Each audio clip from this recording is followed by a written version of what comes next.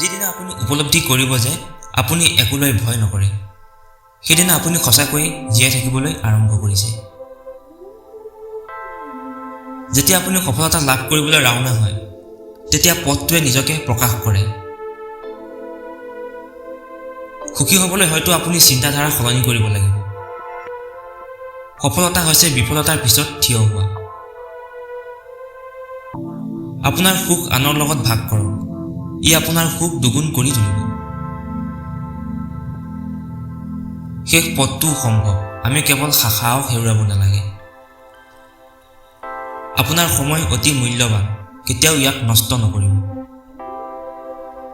প্ৰতিটো দিনেই নতুন আৰম্ভণি, সঠিকভাৱে আৰম্ভ কৰক। আপোনাৰ পৰিস্থিতি যিয়েই নহওক কিয়, যেতিয়ালৈকে আপুনি সঠিক দিশত আগবাঢ়িছে, তেনেকুৱা পৰিস্থিতি হ'ব পাৰে।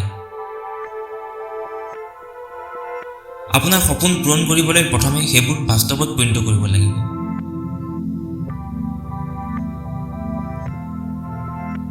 ব্যৰ্থতা হৈছে এজন সফল ব্যক্তিয়ে অনুভৱ কৰা আটাইতকৈ ডাঙৰ শিক্ষা। আপোনাৰ সফলতা নিৰ্ভৰ কৰে আপোনাৰ চিন্তাধাৰাৰ নিৰ্মাণৰ ওপৰত। সংগ্ৰাম অবিহনে জীৱনৰ কোনো অৰ্থ নাই।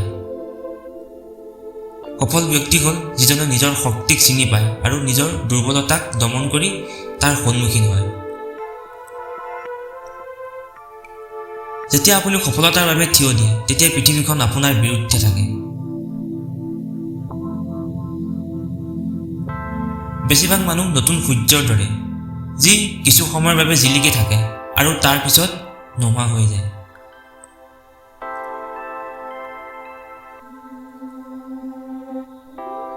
যিসকলে হেৰুৱাবলৈ ভয় নকৰে, তেওঁলোকৰ বাবেই জয় সদায় আহে। যদি আপুনি সপোন দেখিবলৈ সক্ষম, তেন্তে সেইবোৰ পূৰণ কৰিবলৈ সক্ষম।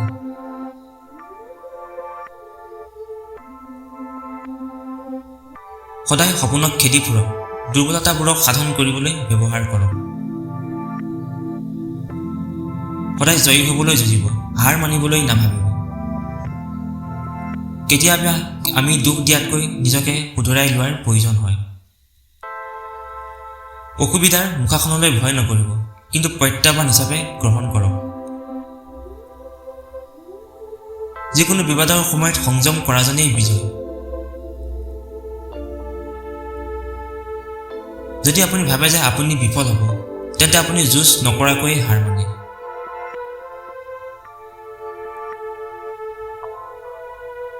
বিজয় দুৰ্বলৰ বাবে নহয়, জয়ৰ বাবে যুঁজ দিয়াজনৰ।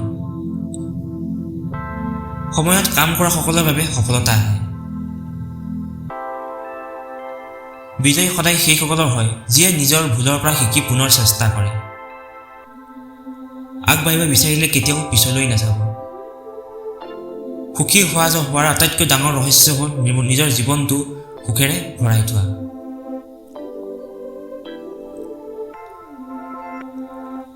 আপুনি সেইসকল মানুহৰ মাজৰ এজন হ'ব পাৰে, যিয়ে নিজৰ সপোন বাস্তৱায়িত কৰিবলৈ কঠোৰ পৰিশ্ৰম কৰে।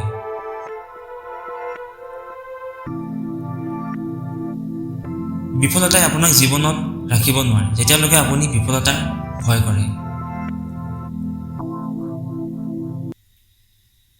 সফলতা ভ্ৰমণ নহয়, ই এক যাত্ৰা।